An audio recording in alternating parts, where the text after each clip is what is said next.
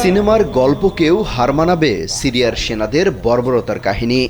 দেশটির কুখ্যাত সিদনা বন্দিশালায় শত শত নারীকে বন্দি করে চালানো হয় ধর্ষণ। ফলে কারাগারেই জন্ম নিয়েছে অসংখ্য শিশু। আসাদ সরকারের পতনের পর তাদেরকে মুক্ত করেছে বিদ্রোহীরা। কুখ্যাত সেই জেল থেকে বের হয়ে নির্যাতনের শিকার নারীরা দিচ্ছেন লোমহর্ষক বর্ণনা। নির্যাতনের যন্ত্রণায় অনেকে নিজের নাম পর্যন্ত ভুলে গেছেন। যেন বর্বরতার আরেক ইতিহাস রচিত হয়েছে সিরিয়ার সিদনা কারাগারে। কুখ্যাত বন্দিশালায় ঢুকে যেন আকাশ থেকে পড়েন বিদ্রোহীরা। এলো ভিশন মুশকিল আসান অফার। যে কোনো ব্র্যান্ডের পুরনো ফ্রিজ নিয়ে চলে আসুন ভিশন শোরুমে আর নিয়ে যান নতুন ভিশন ফ্রিজ 20% পর্যন্ত ছাড়। প্রতিটি সেলে বন্দি করে রাখা হয়েছে নারীদের। একজন দুজন নয়, কারাগার থেকে শত শত বন্দী নারীকে মুক্ত করেছে বিদ্রোহীরা। অনেক নারী ভেবে নিয়েছিলেন জীবনের বাকিটা জেলে বসেই কাটাতে হবে।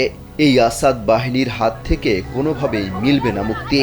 অবশেষে জেল থেকে বের হয়ে দিচ্ছেন লোমহর্ষক সব বর্ণনা। আন্তর্জাতিক বিভিন্ন গণমাধ্যম বলছে, সিদনা সহ এসব কারাগারে 10 বছরের বেশি সময় ধরে বন্দী থাকা নারীদেরও পাওয়া গেছে।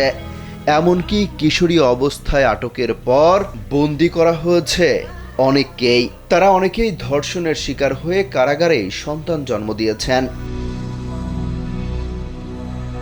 জানা যাচ্ছে, বন্দী নারীদের উপর ধর্ষণ সহ এমন কোনো যৌন নিপীড়ন নেই যা চালাতেন না আসাদ সেনারা। বিদ্রোহীরা এসব নারী বন্দীদের মুক্তি দেওয়ার সময় অনেক শিশুকেও দেখা যায়। পিতৃ পরিচয়হীন এসব শিশু জন্মের পর থেকেই বন্দি জীবন পার করে আসছিল মায়ের সাথেই। আন্তর্জাতিক গণমাধ্যমগুলো বলছে, কারাবন্দী এসব নারীদের ছিল না কোনো নাম। কয়েদি নাম্বার ধরেই ডাকা হতো তাদের। তাই অনেকে নিজের নাম পর্যন্ত ভুলে গেছেন। বলা হচ্ছে, সিরিয়ার বিভিন্ন কারাগারে বন্দী থাকা 1,37,000-এর বেশি মানুষ মুক্তি পেয়েছেন আসাদ সরকারের পতনের পর। অমিত হাসান রবিন, কালবেলা।